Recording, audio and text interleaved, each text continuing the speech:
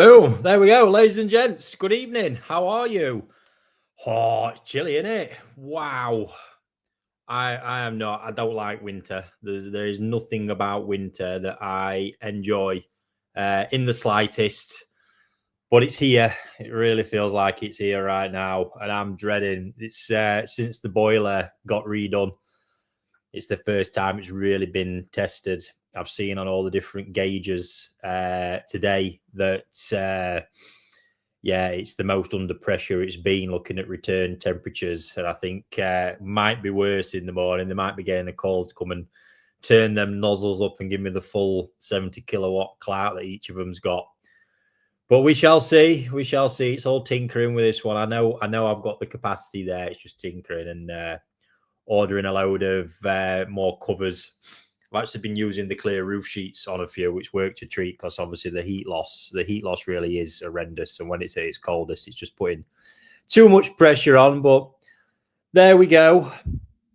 I say minor problems, stressful things, especially when you've got new shipments in and trying to keep them temperatures stable. Everything all right. Absolutely crazy. So there we have it. That's that one. It's been a day. It's been a day. It really has. Started with I was packing fish as soon as we got in, which is all good. They went out with our same day driver. But then walked in the office, no broadband. What the fuck? You just don't want that, do you? And ours is with BT. You definitely don't want that.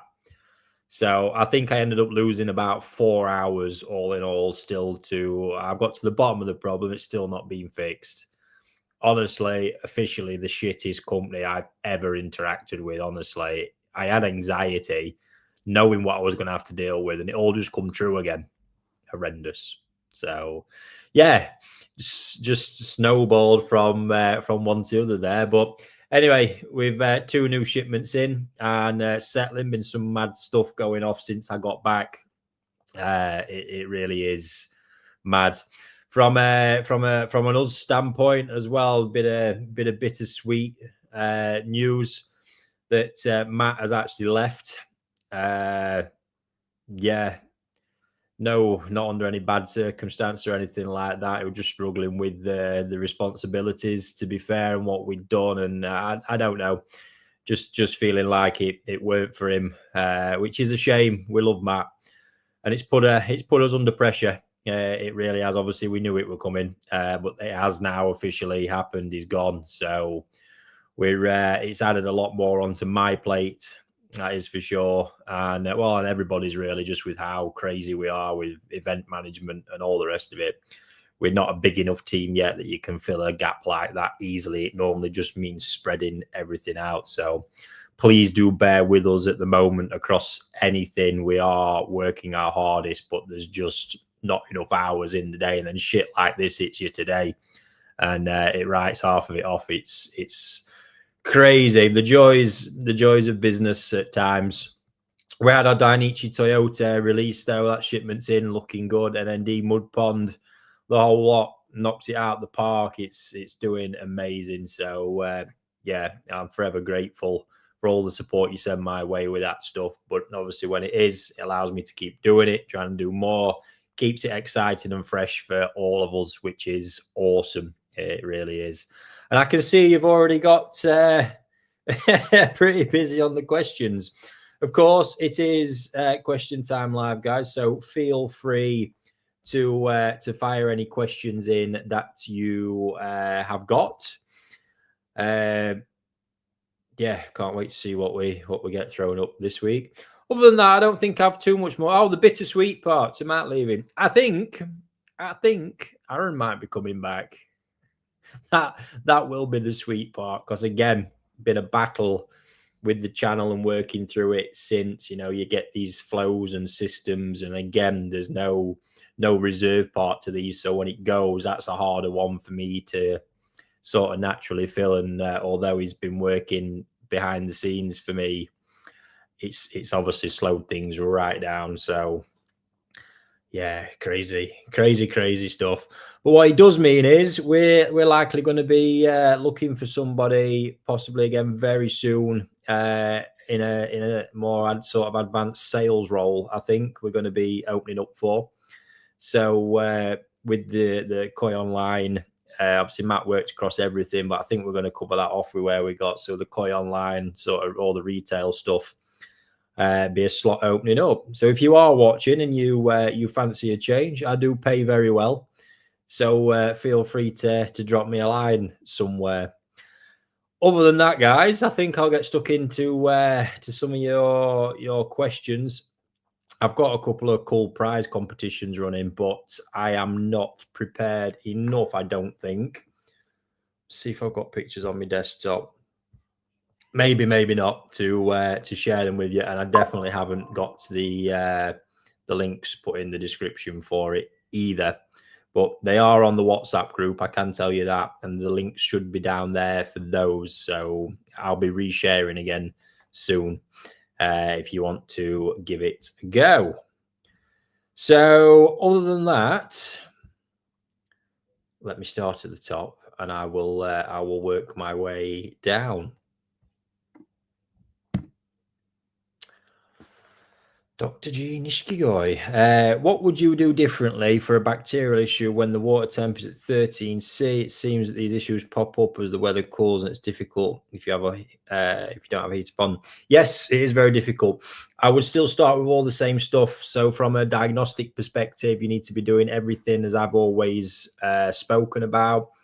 Being cooler can be to your benefit because it can actually slow it down in its tracks, but the problem you're going to have is you're not getting the same immune. It's this nasty balance. You're not getting the same immune response from the fish to help heal it, and the antibiotic uptake when you're using them often isn't as good and effective as well. So it's a fine line, but yeah, some basic steps. Water disinfection. You want to be doing it, but you're gonna have to be very careful around your filters and diagnosis. But one of the biggest things is likely, is going to get that water warming up a little bit if you have unfortunately been hit with it when it's cooler. My guess is it was likely starting beforehand when it was warmer, and it's just progressed in as it's been cooler, because it is more likely, from my experience, these things will hit you kind of spring as it's warming up, not necessarily as it's cooling down and cooling off. But both cases, obviously, you're going to hit a certain temperature band where I forget the word now. Opportunistic bacteria groups, there we go, can come and attack. So, yeah, not a nice thing to be hit with, especially if you are unheated and you're going to have a bit of a balancing act. But diagnosis and then seek advice on the performance of the antibiotic given the temperatures that you're at. But pretty much everything else applies as it would do when it's warmer. Matthew, 7,000 litre pond, 200 litres of K1. I'm guessing that's air source. Heat pump will be 24 degrees in summer. Go. 11 koi, 20 to 40 cm. Burton's drum. Oh my God, I'm keeping up. Will I be to feed a good amount? I'm guessing that's say, will I be okay to feed a good amount of sake to get some size on? Yeah, I can't see why not. I mean, 7,000 litres, we're over 1,000 gallon there. Well, we're around 12, 1,500, something like that. 200 litres of K1, that's more what we're looking at there. So there's good capacity in that. So, and obviously you've got the temperature. If you're eating at 24, you're going to get optimal performance out of your bio, optimal performance out of your feed. So yeah, everything's checking up. You will just find you're going to be limited by the capacity of the biological filter at the 200 litres. I tend to find it's a lot more than the figures quoted, especially when you're running in optimal conditions like that at sort of 24. So yeah, you're going to do well, Matthew. If it's that new, what you might find is, depending on what temperature you're at now, you still might have a bit of a blip as you build your filter up. So just make sure you build that feed up steady. Christ, mixing all my words together. When is shipping likely to stop for the season? What temps staying out, etc.? This depends on circumstances, Marcus. Really, obviously, what the fish are moving from and to is a big one. We've been sending fish out, like I just said today, but they've gone on our same day van. And I also obviously aware, you can send fish when it's cool. We've just got to make sure we keep a stable temp in the packing box so that don't crash too much, and make sure the environment they're going to is going to be good enough for them to recover properly after their journey. I think too many people jump on bandwagon with this. I think it's a lot of dealers, sort of go for it. Sometimes I think possibly don't want the extra effort and coordination that goes into it. Like I say, it's only a few conversations. It can be done safely. Tropical fish are shipped around the world year round. They are very, very sensitive to temperature change and stuff like that, you see. So it all can be dealt with, but important to know what they're going to. Say in our case, I've just looked at certain things. There was some fish needed to go. They were quite warm today. Didn't want to put them on overnight because thought it was too much risk. So we've managed to plan a route, and we've had our driver go out and drop all them off. So literally within 3 to 4 hours of them being packed, they're at the destination and being unpacked, which is great. But we now even look at koi. Koi used to stop being shipped in the summer because of it getting too hot. With the control of the EPS boxes, ice packs, or if you want to go the other way, heat packs, it really can be done. But like I say, what we don't want to be doing is sending fish out now, say that are kept at 16 degrees to an unheated pond as it is right now. That's just going to be an absolute disaster. So knowing the kind of whole chain is really, really important. And the same thing, I've just had shipments in last week. Yes, it wasn't cold, but there will be koi shipments coming into the country constantly. At the moment, they'll be cold when they get here, but it's what we do after that point that really counts. Evening, Paul. Hi, Ricky. Building a bigger pond start of next year to accommodate the 8 you have. Is it only 8, Chris? It's going to be 20,000 litres also. Awesome. Following everything you've said on YouTube, would you go single bottom drain or 2? I would base that, Chris, off the dimensions of the ponds and what your longest span is. So my ponds, my 3.5K ponds are 20 foot long. Now they have a single drain. They work. If I did them again, I would put 2 in. And again, it also depends on what outlets you need, what flows you need to pull. There's a lot more to this than just going, put 1 or 2. Because you have a limit when you're using it gravity on what you can pull through a 4-inch pipe as well. So you've got all these things to take into consideration. If you're planning on having X flow rate and you can't physically pull all that through a single bottom drain, you need to look and go, well, where am I going to pull the rest of the water from? Should I have another bottom drain? Should I go for a side feed? Something like that. So like I say, a bit more to it than just going, 1, 2, doing it that way. Probably need to strip it back a bit more, Chris, but also obviously I think people just look at it from a waste removal perspective, like where you want them positioned. Well, if it's on that basis, you can do all sorts. I mean, I've seen breeders just run a length of 4-inch pipe sat just up from the base with all slits in it. It's if it's just based around waste removal, then put them all over the place. But you really need to pull it back, and this is what, for me, with pond design, you need to look at what you want from the pond, have a look at what that might mean in regards to stocking level, what that might mean in regards to feeding level, and work everything back from there. What kind of biological filter do you need before you look at the mechanical side? Then what flow rates might I want? What do I want to achieve at the minimum and at the top end? And then all the other answers just fall into place after that. So I hope that's useful, Chris. Evening, Andrew. Mickey, glad to see you back on our screens, Ricky. Is there anything that can pick me up? It's a koi live session and those Japan videos. I need to visit Andy Mud. My pleasure, Mickey. They were great. I mean, that day at Toyota, again, I hope you've all seen the video by now. That place, I just absolutely love. And you couple it with NND there, it's, just awesome. But to have Hironos, you wouldn't believe the amount of, it's AI translated because I can't go that in depth with Japanese, and he has about 5 words of English in his vocab. but he's been kind of on the breeding side, mentoring me, and the time he's been given to asking questions I've got about various different things I want to do. Unbelievable, just a great guy, and obviously NND as well. Yeah, amazing and fantastic results for everybody. Certainly with the mud pond result at NND, that was absolutely wild, way beyond what I was expecting. It was madness. Ricky, treated grow on with Learnex for flukes and just scraped and now find Costia. That can be quite common. How long after treating can I go with FMG? So treated on grow on Learnex. Yeah, normally, Paul, for me, I mean, if it's your grow on, I'm guessing it's you're quite high organic loads in there, mate. So I reckon after a couple of days, you'll be clear. I don't think the Learnex hanging around in the water that long. And to be honest, I don't really see there's not chemicals there that really interact with each other in a negative way either. So I think this is the big misconception that these fluke treatments are in the water for so long. They're really not, and organics will play a massive part in all that as well. But yeah, with the whole Costia thing coming after it, what it can tend to be, this is the weird effect, is that multiple, you can often find multiple parasites, which kind of disapproves the theory. But Costia is quite opportunistic, and what can happen is the treatment, Learnex is a strong treatment, there's strong chemicals in it. So the stress coupled, you get the treatment, it stresses the fish, you remove the flukes, which are there and present.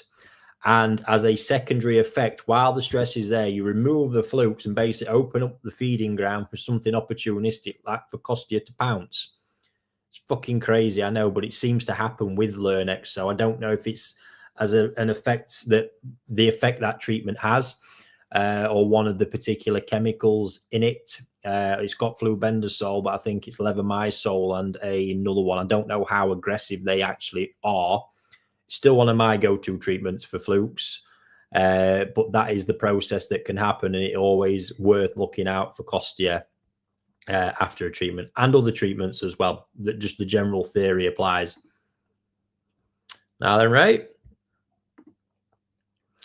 So, Ricky, what did you find out of this Sakai Scorpion? Nothing yet. Sakai is going to be next time around when I'm there, mate. Didn't get that one in, so more information coming soon. Again, taking it all from what I'm seeing, and I'm still seeing some great stuff. So we shall see. Not seeing anything around at Sakai as of yet, though, which is quite interesting from any autumn harvest stuff or anything. So yeah, interesting.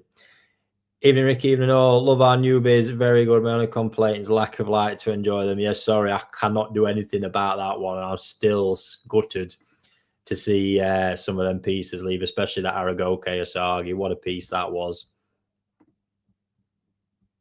Evening, all. Hi, Ricky. I've heard a rumor that NND has been sold. Any truth to it? There's always lots of rumors in this game, and not something I'm going to speculate on in the slightest, because none of that shit is none of my business, and I just don't get involved in any of that. So sorry, no information here from me on that one. Marcus, I thought we spoke to you already. Terry, good evening, pal. Hello, Ricky. What is your experience with Nogami Showa and their Showa bloodline now? So my experience with them actually predates the current bloodline. So they've been working really hard on it last year. It was a great pairing. I can't remember. I did have a really good chat with Chikara. I can't remember if it was a Issa parent they've gone or whatever mix it was, but they had a cracking result and they're really on something. I had them years and years and years ago. They've always been good. Obviously, there's a Dainichi foundation there to it. They naturally would be with Nogami, but the very recent, so as of 2 years ago now, I think, they've really been firing hard and pushing hard and focusing on it. But apologies that has slipped my mind. I don't want to give you misinformation. I can tell you, I was there, you know, staring into the pond. The number of them is more than I'd ever seen at the place. Hi, Stuart. Evening, Paul. Evening, Humbercoy. Evening, evening. Yes, Pete is our the driver I do a lot with. Absolutely great. I get nothing but praise. Anytime Pete delivers, nothing but praise back from where he's delivered. A lot of care. He's absolutely fantastic. Evening. Following on from the first question, would a Nexus 320 Plus cope with an additional moving bed filter? Holds 200 liters. A cube tier Bakki. Or would you go for a drum? Yeah, I'm gonna really the drum bit. It just comes down to personal preference, right? With that, there are good ones out there that are reliable. I'll cite Oaza as one, absolutely. I can speak from first-hand experience with that. Now, I've actually had an Oaza drum running now for the best part of the year. It's just not, the thing hasn't missed a beat. It's been a dream in that respect. Drum combis, I'm still going to stand by. I'm not a big fan of the general concept of drum combis. I think there's too much compromise on the biological side of it all. But if a drum's the route you want to go down, the only thing is, again, the way I say start at the top and work your way back of your needs and requirements, I would do the same potentially with your POM budget. So you're going to look at that and go, right, well, if I've got this budget, what can I fit into it? If the budget's a bit more open, and you're going, right, well, a drum costs me this, what can I actually have instead of the drum? Because let's face it, right, if it's that one drum running through all your biological setups, or you could potentially, the figures I know are horrendous, but even say have two Nexus 320s fully loaded with media over the drum, I'm going to go that route every day of the week, hands down. So it's just a lot of personal preference in that respect. But like I say, my faith in the quality of them, having had, and I never doubted it whether I am an Oaza fanboy, having run all their pumps, interacted with the company for so long now, they have my absolute trust. So it made sense to have a go. And like I say, the thing has not skipped. I don't worry, like my other drums, I'm constantly on them every day. I kind of forget that's there. And yes, it's a bit newer, but I look at the general concept and go, well, spare parts are easy to get. There's just more to it. When I need to order spare parts for these, as I have done recently, they've come and they've fucking changed them all. We've actually had to have pieces modified slightly in order to get it working again, which is just absolute BS. So yeah, about coping, Chris, just still same thing. Need to work it back, mate. Because obviously a 320, you're limited with 300 liters of media. Is that enough for you? You get where I'm going with it again, mate. But when you add it all up there, 320 extra buy, I mean, you could be racking up to 500 liters of media, like I've got, and your Bakki. I mean, if it is a case, that is pretty substantial for you, mate.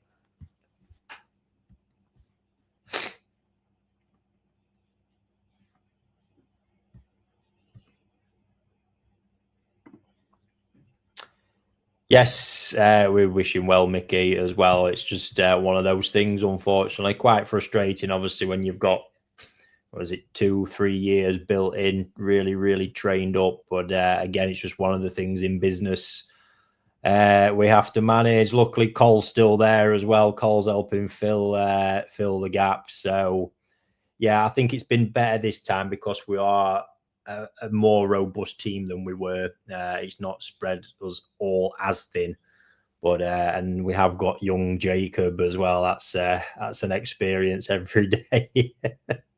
He's 17. Oh dear. I feel like I'm at the point where I can't really say, being 35 myself, about the younger generation, but fucking hell. It's an interesting one. It really is. Takes me about till 10 o'clock in the morning to wake up. Evening, Paul. Evening, Ricky. What gives you more satisfaction? A fish that's supposed to be a dud that turns out to be a banger, one that you think will be good and turns out you're right? That's a cracking question, that one. I like that. Which do I prefer? Someone at my door, but I think it's a parcel and all. They can leave it outside. Which do I prefer? That you've got me. You've absolutely got me with that. I think I would be inclined to say something I've found potential in, and obviously it then realizes that potential. There's not many times I've seen what I would call a dud. I have fish which I think other people would consider duds turn out to be good, but I've at that point the reason I've kept it is obviously because I've seen something in it. It's not often that fish I've disregarded, so a dud actually hangs around too much. But I also don't get too many pictures sent back of beat the dealer ones, because I don't like seeing them come back to me. So yeah, I think ultimately it's just that the satisfaction comes from seeing potential and watching that potential be realized. And I think on that, let me see if I can find this. I'm sure it's on my desktop, because this is not really a dud, but I think the it kind of proves the point on this, though, is that my latest, the Showa, I actually shared it yesterday on Facebook, just one of the most incredible fish. And I think the thing with this is you'll get where my ultimate satisfaction comes from. This fish, I consider that it was overlooked. No, I've just loaded the wrong one up. Overlooked because, and I say this, it was still a considerable sum of money. But I think the big bit for me, is that the one? There it is. The big bit for me was, given the circumstances, Danichi, Toyota, Nisai, all the rest of it, that the prices they can go for, the prices I've literally just had to pay for one that I wanted, was crazy. So when you're in an online auction and I had an expectation that this fish would go for twice the price that it actually did. So when it didn't, you think, well, there's not that many people out there believing in it. And rightly so, because then well, there it is, look. So you see it over there at Nisai when I got it, and all I can see is the positives when I look at that. Absolutely phenomenal. So I suppose it's just that concept scaled right up even to a level. But then now, to be at the right hand side, the point being is there's nobody generally looks at that fish on the right hand side and doesn't go, yes, wow, I want that, I would have that, you see. So I think that is the ultimate satisfaction for me, getting a kind of win on that level. Now, did I expect it? I had no doubt in my mind, from everything I know, there was going to be massive change and development in that fish there, as it was seeing the Sumi type. I was primarily sold body, Benny. I like the distribution where the Benny pattern sat, and looking at the Sumi thinking, yeah, there can be a lot happen there. Couldn't fully visualize it. I did fully expect that Memoire would develop on the head. It more often not does. I like some technical elements of that Benny pattern. Look, the Odame at the tail stop. But I'm really looking around the kind of outskirts of the fish at that point. Its bone structure, it was so thick and powerful at that peduncle and in the head. So that was that. Obviously, very little Motoguro. Doesn't worry me at that point. Then you see there in the middle at Sansai, nice development. You start seeing the early signs of it. Great, we're on the right track. The big boom this year was it was concrete pond raised, Sensui as it's called. And that there is it. And it's still nowhere near done. There's still another probably year to 2 years before it hits its absolute peak. And it's, what is it? So 3.5 years old now, technically. 74 cm, I think she's sat at. What an absolute beast. So right there, that's the ultimate satisfaction for me. And it's putting my money where my mouth is. I had to invest in that Nisai, a big sum of money to invest as well, to go from step to step, and you just hope it goes well. And just to balance that at the same time, there are a lot of sob stories to go with it, let me tell you. As much as the gains potentially from that this year, if I find a buyer, will be substantial, I lost. I didn't lose. It's still there. It's grown incredibly well. I had a phenomenal koako at Hoshikin, quite a delicate kind of head pattern, but I had faith in it. It's just gone. I mean, this thing's bald now. There's just nothing. That is a huge loss. That will pretty much directly offset any additional gains in that Toyota Showa I've just shared with you. But that's the game I play. It's part of it. I just wanted to balance that there, because I think they're not all wins, but generally at Toyota I've had a lot of great wins. Excuse me. Miss Toyota herself, my parent fish, has won, and there's plenty of others there as well. So got there in the end with that one, Chris. But great question, mate. Really, really like that one. Ricky, as a lot of breeders are old and some have no one to pass business on to, do they ever come up for sale, or do you never hear? Because it's like shoes. Paul, these things, they get sold. They get gobbled up before you have chance, and it's so easy, right? Because they can go to a Dainichi at any point and they will just gobble them. The competition out there for mud ponds and just space and land is so vast. It's so easy for the guys. It's why you don't hear it. Oyaji, by the time I'd heard about Oyaji, and I was quite clear, I thought I'd got it really, really early, and I had. It had already been sold to Sakazumi, for example, gone bosh, just like that. So yeah, it's difficult. It's really difficult. But that's what happens. They just get gobbled up. Sometimes the parent fish as well. Sometimes they just take the assets. I'm not sure what that's in relation to.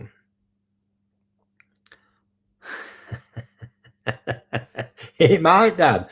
It might. I've never actually gained any out, to be fair. I'm tight as fuck, so don't be expecting perks like that. Hello, Ricky. When can I get a Miss Turtle? Unfortunately, I'm in the US. I couldn't tell you at the minute, buddy. But like I say, we're working on it. You know, we have, as much as all the other stuff, so much going on in the background that it takes time. It's baby steps through it all, because we have to focus on what's in front of us as well. Oh, there we go. We're talking job right now.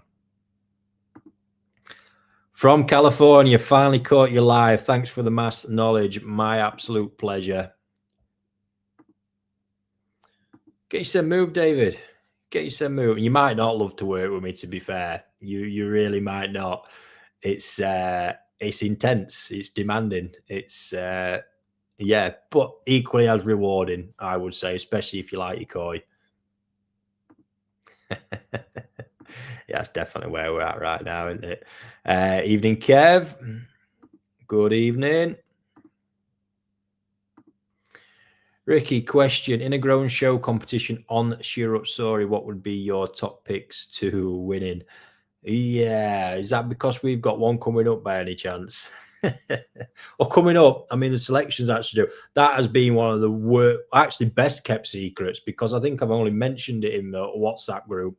NND DKs, I think we've about 4 left now. I think 4 left to sell, 150 quid a shot.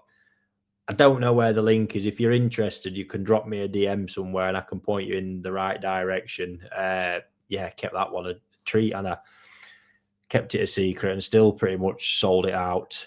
But the tips, as ever, focus. It's going to depend what Sumi level they've got, but the Sumi can likely change. It could likely fall off, need time to come up. Loads of different aspects and elements to that side of it. So always focus again on that body bone structure. Understand that the Sumi can change. Try and assess Sumi quality, but depending on where it's at as well, that might differ. But I'm just always looking around the outline of young Shiros, trying to assess Sumi quality. Shiroji, again, depending on how they're being raised or kept at that point, might vary. And just the body's a big one with Shiros, because if you get the body line wrong, they can be prone to having that kind of flabby gut when the line's all out. So that's the biggest thing I want to avoid. So that's really paying attention to the bone structure in the head, length of the body, the side profile of the fish. All them bits, very, very important, because there's no where you can have that top pattern, you get it sat on a shit typical Shiro Utsuri body, you ain't going to like it. I can promise you that. Evening, Ricky. The BT. Yeah, I don't want to mention them again. Absolute sack of shite. Excited for, yes, very, very soon. Cannot wait for that one. Golden corn, is it at age or size or a bit of both where you start to see the most potential changes in pattern and Kanoko if it's going to happen? Yeah, so in the white type with the yellow Kanoko, generally age more than anything. With that one, it takes time to come through if it's going to. With the yellow type with the red Kanoko, that tends to be a bit more of both, because with the size, you get a little bit more movement in the scales, which really does help that come on. Again, I just don't know if it's particularly this year's batch, but the ones I've got kept back, I mean, my God, there is so many dreamy examples across all the different types. I've got the more advanced, for their age, sort of levels of Kanoko patterning in them as well. But color food can help. Obviously, it is generally a pigment within the scale, so the way that you're keeping them will have an impact as well. I think the yellow Kanoko tends to react a little bit like Sumi in a lot of ways. Can have, from what I've seen, can tend to go into hiding a little bit in summer, and certainly over that first phase of growth from Tosai to Nisai. And generally from there, if it's going to happen, the magic should start. But even then, Nisai, Sansai, when you start getting over Sansai, heading on to Yonsai, and if it's not really happening, then you might start thinking it's not going to. But that can be said with a lot of different fish as well, to be fair, Dan. Hey, Ricky, is there a term for a Tancho Showa where Benny spreads across the whole head? Would it be deemed simply a Showa? Yeah, I mean, I think, what is it? The loose definition of Tancho is a self-contained red spot on the head. If it's full down the cheeks across the thing, then that is technically known as Menkaburi. Generally, I think you would find most breeders would still try and get away with calling that Tancho Showa because it's self-contained red pigment on the head, but just not a particularly great example at that point.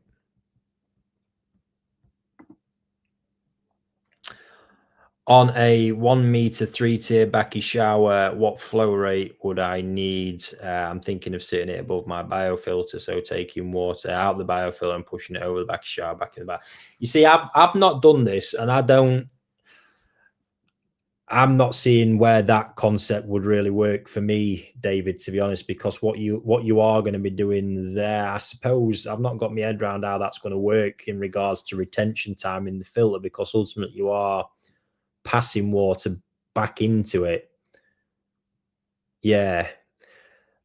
At that point, I'm gonna not comment on that one, David, to be honest, because I've not done it. I don't particularly love the concept. I'm not sure why.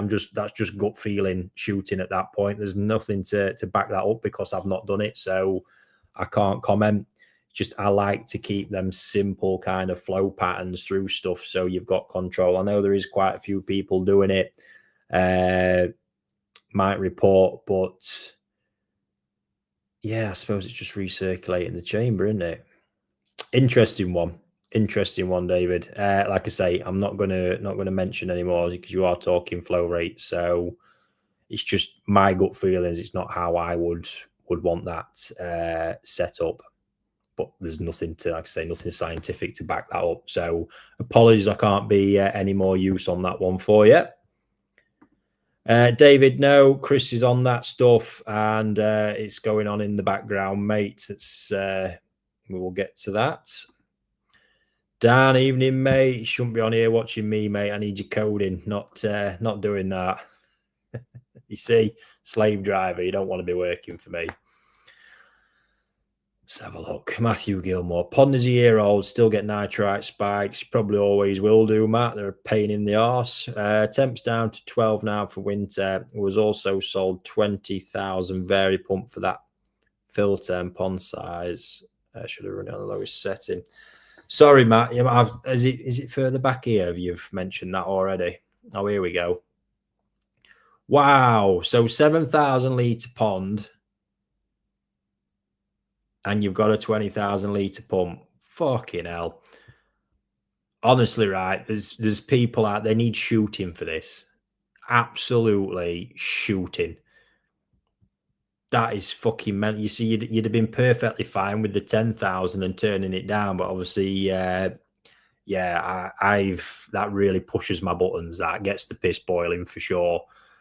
You don't need, so if you're 7,000 litre pond on the general figures of turnover that I want, even if you're turning over once an hour, look, you're at 7,000 litres. But generally 3,500, you adjust for a bit of head loss and stuff like that. That's absolute mad, mate. But you will never. Yes, now down at 12 again. You know, if you overdo it with the food, you're quickly going to get a spike. The big thing here with that is you will always be getting, and you're only a year old, so your system's fragile. But I would expect you to get spikes, and you'll not get optimal performance in removing nitrite if you are whizzing water through your system at that pace. You haven't got the stock enough for it. Generally, a smaller pond, higher stocked, higher feed, you can get away with turning over more water depending on what filter is. But even still, that is massively, massively excessive. I'd be turning that right down, pal, to be honest. Right down. Evening. First show is coming up. That's again, details coming out on all that. We're just working through clearing off Azakari stuff, and we're going to be onto it very, very soon. Still don't know where time goes. In spring, I bought a tiny 12cm Karasu. Over the summer, she doubled in size, but when I got it warm, her black went a bit bronzy. Yes, that can happen. How can I encourage the black, or do I just have a magoi? No, I think you'll find as it cools down, the Sumi will consolidate more. They tend to have that kind of orange base sat underneath them. A lot of the Karasu tend to come from Benikomonryu and are Benikomonryu, so they'll have that red base under there, which is likely just what's going off. Evening.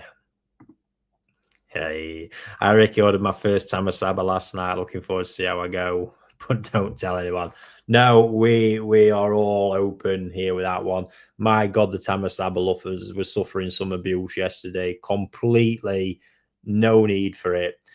I love the things. I'll never change. I get it. They divide opinion. Don't force them upon people. But when you get it, you get it. And you know the big thing, I was actually editing pictures of them last night. And I think maybe for me, I've always been fascinated by big goldfish, so I can't really say any other. But when I look at Tamasaba now, there's so much technical appreciation to a high level one. I think that's one of the elements that draws me in, with the skin quality, Benny, Shiroji, the bone structure setup, trying to get the size, the challenge of getting the size as well. Yeah, I get a lot of enjoyment from all angles with it. So guys, stop with the hate. There's just no need. And the best bit is, I'm sure we had a couple of haters converted again last night. Just got to give it a try, haven't you?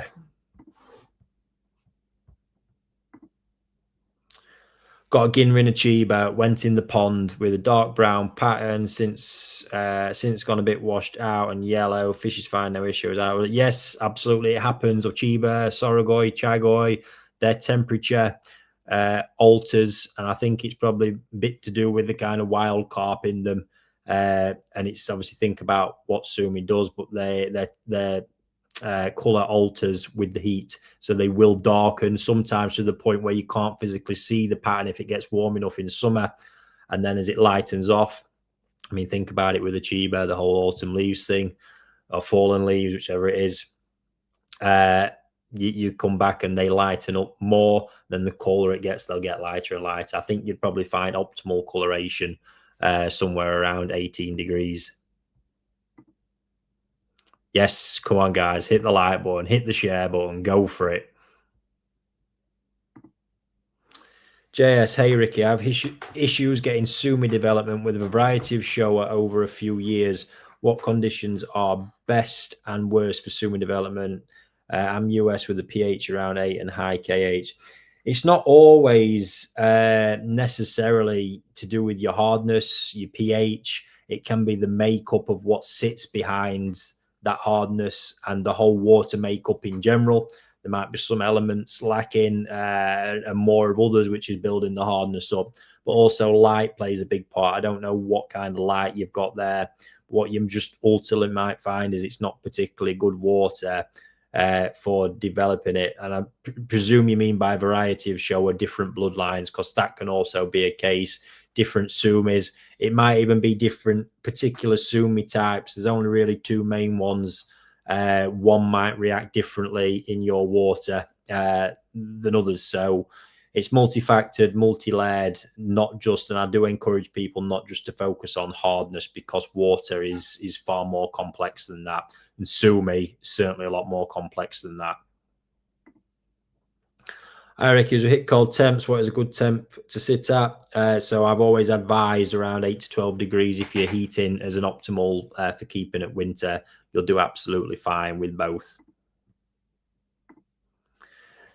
Thanks for that, Ricky. Do appreciate advice. Pleasure. And it's now 9 with the Tamasaba. There we go. I'm sure you were one we converted, Chris. Was I not? Am I right there, pal?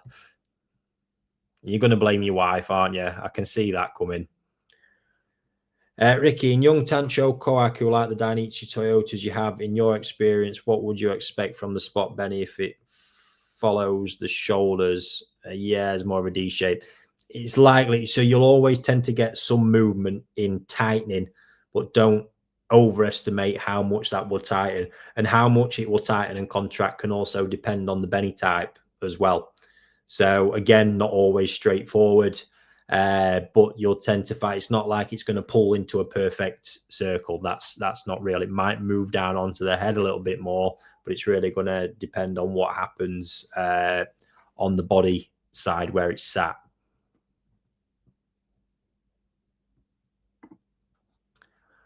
Hiya, got a big bio chamber with about 400 liters of moving media in. Do you see any benefits in hanging media in there? Absolutely not, Paul. I just don't see.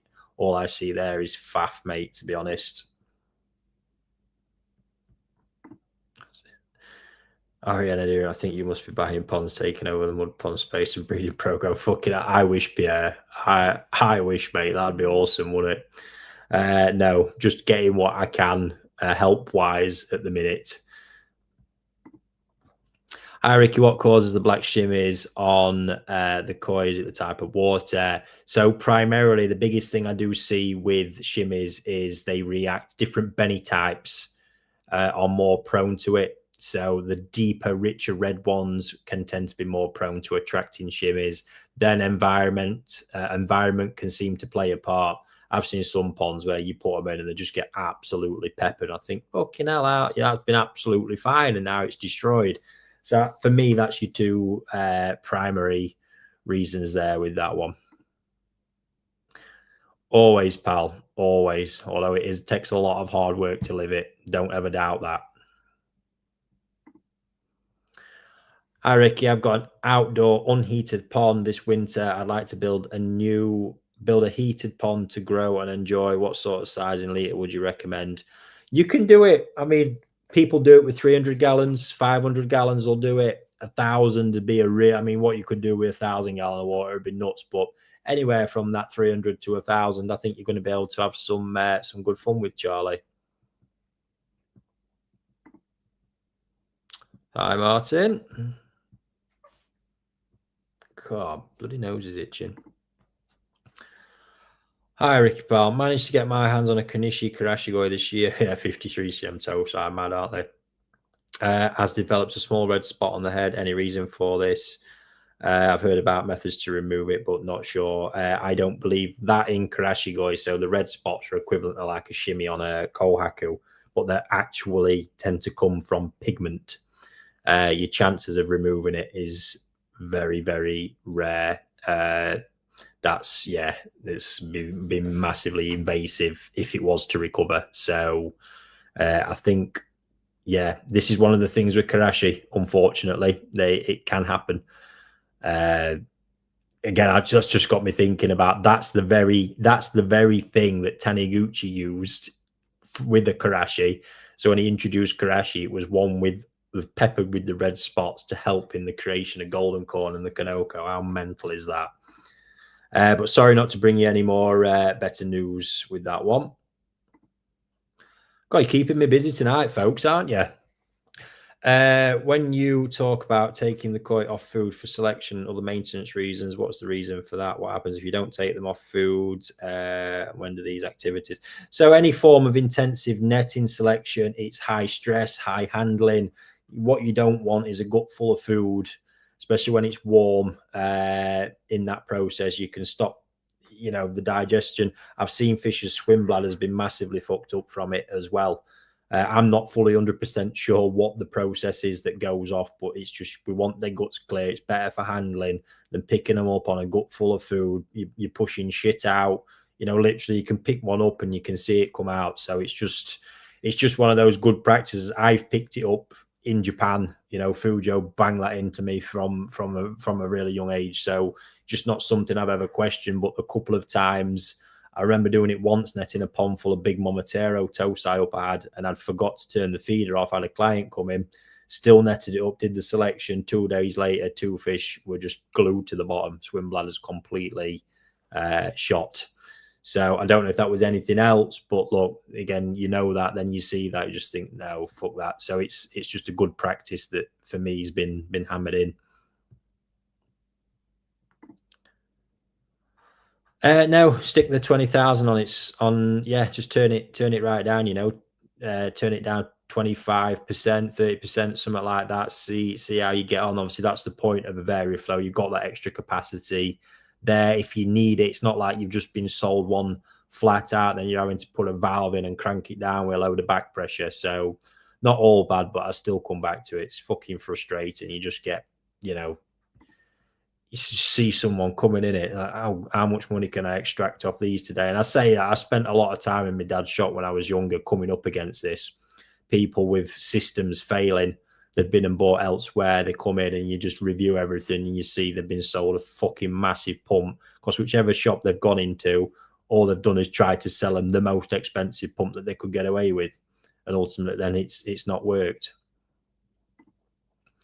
Are you getting the performance out of your new filters as expected? And what do you think of the mountain tree equipment? Still needs more time. My general assessment right now is, so based on the sort of claims of surface area, I didn't go mad loading the media up like I did with the Bacteria home stuff before. And would I say I'm blown away? No. I'm not really seeing any difference in performance of the pond or anything like that I would have done with the other stuff. Does it actually mean I potentially need more of it? Yes, it's the next thing I'm going to try. But as things stand, no, I'm not like, oh, holy fuck, I need that in every pond. It's probably why I haven't gone any further. Again, nothing negative to say about it. It's definitely, it's there as any media would. It's having some impact, but nothing that's completely blown me away at this time. And so I think one of the pictures with that is, given its bigger expense, I'm sure people would argue, well, you don't need as much because look at the surface area it's got for the price, which is the basis I've gone on. Like, let's try it using a bit less than you would. And yeah, I'm starting to feel like it needs more in there for sure. Yes, I do. That one's coming, Andrew. Them Japan ones are filtering through, mate. It's coming. It's a bloody long, big video as well. That one, 2 mud ponds in one day. Pretty epic ponds as well.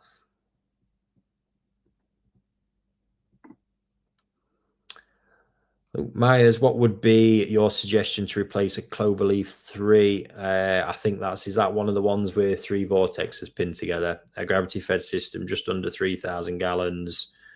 Returns underwater in the pond. I like the simplicity of Cloverleaf. So, Luke, why do you want to change it? Why do you want to replace it?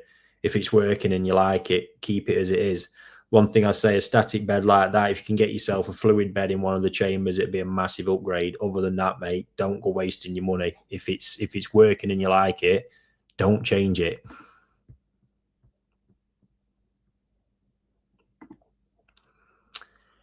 Evening, Ricky. Have you found any adverse effects on colour or pattern keeping koi under covers 24/7? Yes, you definitely would. I plan on keeping the covers on day, night time. this year to preserve heat, currently 19. So this is why I have a big reluctance to go and careful with any covers you put on, because I mean, you can just as simple as getting algae, obviously on one side of it's going to cut light getting through naturally. Then your next issue is, depending on the material, you might actually be cutting UV transitions, so getting light through and not the UV. And it's quite an element of the UV that you want. And the big problem right now is the UV index is low anyway. There's not a lot of it. So even in my greenhouse, as I start seeing Benny being impacted just because there's not enough light at full strength. So then anything there else taken away from it over winter is going to have a negative impact. The one I am, like I say, using right now, and I'm finding them useful, is just the corrugated roof sheets I've been using, the clear ones. They're doing the job insulation-wise, that they're trapping a lot in, even though they're not locked down. So they're little bits of airflow, gas can get out, but it's doing a great job insulation-wise, and I've still got full light transmission through, and they'll be easy to clean down as well and pack away. Seem to have found a nice solution there. Hi, Ricky. Crikey. From California, Momotaro is growing Nisai to over 70 cm at this point, and I've picked up some Nisai from 55 to 60 cm. These now seem small for the farm. Do you think being grown intensely by Momotaro and being smaller means they're less likely to grow, as well as koi that seem the same size, Nisai by a breeder with jumbo genetics whose Nisai tend to max out around 60 cm plus? It's a good question. Essentially, would an equal size Nisai have more potential growth? Yes, is the answer. This whole thing, I think we're getting lost with this, because I've said it time and time again. You're still your end factor. Now, those big Nisai at Momotaro, right? There's a chance, if it's from that new line that they've got, there's a chance these things are going to, just randomly just keep growing to a meter with ease. Now, please don't ever underestimate how tough it is growing to 90-95 a meter. How few koi in the whole world actually do it and still look nice as well, especially from a Gosanki perspective. The size for age thing, right? They might, I've seen it so many times. You can, a breeder's a prime example. I mean, let me see if I can load this up. I'm sure it was just on here a minute ago, because it does actually reinforce the point quite well. Right. Where the hell's that gone? This Sankey, another one in my dream collection, let's say. So Sakai, generally we're thinking these days 60 cm seems to be average for a Nisai. That absolutely sublime Sankey there, you see, was 48 cm at Nisai when others were 60. Now, is that a fault of the fish? Well, first let's look at the fish. No. Its body line is dreamy. It's built for growth. The parent fish to that is Original Love. It's becoming a very, very prominent parent fish on the farm. It produces big fish. It's a big line, as most Sakai do. So the genetic potential is there. So then we've got to rewind and look what's what. Now, I bought that fish as a Tosai. I think it was in around March or April there, around 18, 19 cm on the picture on the left. So within a 12-month period, I think less than 12 months actually, it's gone from that to 48 cm. So the growth has been substantial. Now, that would have been a late spawning as well, likely around July or August time. So it is naturally a few months younger anyway. If you kept it growing over winter, would it have got to 60 at Nisai? Yes. I think they did for quite a period as well, because I've got data showing its progression. I think it was over 52 at the last sort of time of check-in before it went on for the summer growth. Will that fish max out any lower than Nisai that were at the same age and 60 cm? No. If the potential is there in the bloodline, the potential is there in the body can carry the weight and get the growth. The answer is no. What might happen is it might take a year longer. By it taking a year longer, it'll probably work in its favor as well, because doing it a little bit slower, there's absolutely no harm in that from a longevity perspective. When this really comes, when we're looking at the size, the ones that can actually punch beyond and probably define the averages So, and what I mean by that is we're looking for outliers. But generally, as a consumer, you're not going to get to see them outliers. It's the breeder producing them that will get to see them. I've seen them from my spawning this year. I had a couple of koaku come out at like 30 centimeters. It was fucking ridiculous. Now they're the freaks, they're the ones, but they're not necessarily always good fish. If you take them and harness it, they're the ones that could potentially break through the limitations of a bloodline, be the next generation parent fish. If you've got a line capping out at 80 centimeters and all of a sudden you've got, say, 5 years old, you've got a 4-year-old fish at 80 centimeters and it goes on and does 85 or 90, that's the fish you might want to be looking at, because if it's got the characteristics of the bloodline you're looking for, you think, fuck, right, that's a chance to progress here. That's my parent fish right there. So no, that fish right there is going to do the business. Momotera, if it's from that new line, they're an unknown quantity at the moment, but you should not be paying any attention to size for age. More directly, you want to be paying attention to the size of the female fish that it's come from. If you want to go a bit deeper, you dig a bit deeper into the history of the bloodline, but more than anything, the parent that it directly descends from is going to have the biggest impact on its growth. And then, of course, fish that come from 1 meter parents don't all grow to 1 meter, because it's then got to have all the same characteristics and be eked out of it in the right way at the right time in order to hit that magical size. And within all that, the thing's got to do it without bending, breaking, or dying as well. It's really, really not easy. So I would encourage you all to pay less attention to size for age. It's impressive when you see it. Yeah, great. But we don't know, is that fish just an outlier or a freak? Is it just shot on a bit early? Still too many unknowns at that point. I hope that answers your question, Scott. Yes, there you go. Pattern was unreal, mate. I think this is the thing, as with koi varieties as well, when you're exposed, and I'm not saying it is, some people just won't get their heads around them, but ultimately, I've heard it said of many, like shisuis before, when you get exposed to a top level shisui, I think you're going to find it hard to not be impressed. And I think this was the same. I'm going to take some credit for it, certainly in the UK, before bringing these quality, higher end Tamasaba in quality pieces, then showing what can be done with them, showing the big beasts, especially the specimen examples. It can be hard to get inspired. Before that, people were just bringing in kind of dross shit, C grade stuff, normally all red, no pattern. Just absolutely terrible. I saw them for years at a particular breed. I won't mention them because it's not fair. And never ever, he kind of looked and went, oh yeah, they're cool, but they're not like inspiring. And you get to the level that like NND, Marushin are doing it now, I find them inspiring, and it's where the love comes from. I believe there's good Tamasaba content on the channel already.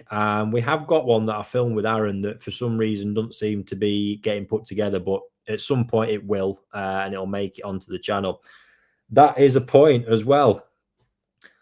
Stay tuned. I'm going to announce it. I should get it done, but the documentary is done. It's on my channel at the moment, not live to watch. I'm going to set a date where we're going to premiere it as well, give it a nice run up, but loving it. I can't wait to share it with you all and you all to see it, just because the story, the journey, for me as a piece of work we did putting it all together for a first time. It's going to be amazing. So roughly, I'm going to do it on a Sunday evening, and roughly in a couple of weeks' time. So look out for it. I'll drop it around when it's going to be, and hopefully you can all tune in that night to watch it for the first time, because it's crazy how many hours have gone into doing it as well. Hats off to any creator out there who's making that stuff on a regular basis, because it shocked me exactly how much work it needed to get done. And with that, ladies and gents, I can physically see my eyes looking heavier and heavier on here. I've been at it since 5 again this morning, so I will apologise, because I can see there's a shitload more questions there, and I'll not likely get to the bottom of it all. So yes, there we go. I hope you've enjoyed tonight's episode. I thought that's been non-stop on it for like 50 minutes. Why not? Why not? Oh, what's that? Sorry, they're Paul's saying. Did you manage to stay dry on the two? Yes, actually, the day of my harvest, the sun was out. That was awesome because that one with that mud pond was fucking torrential. It really was. Happy days. Ladies and gents, thank you to everybody who's tuned in. Stay tight for that documentary date. You see, I should have got all that done beforehand, but hey ho. And fingers crossed, all being well, I'll be here next week to answer more of your questions. Like I say, thank you for everyone who sent them in, and apologies for any that I didn't get to. I'll catch you all again soon, folks.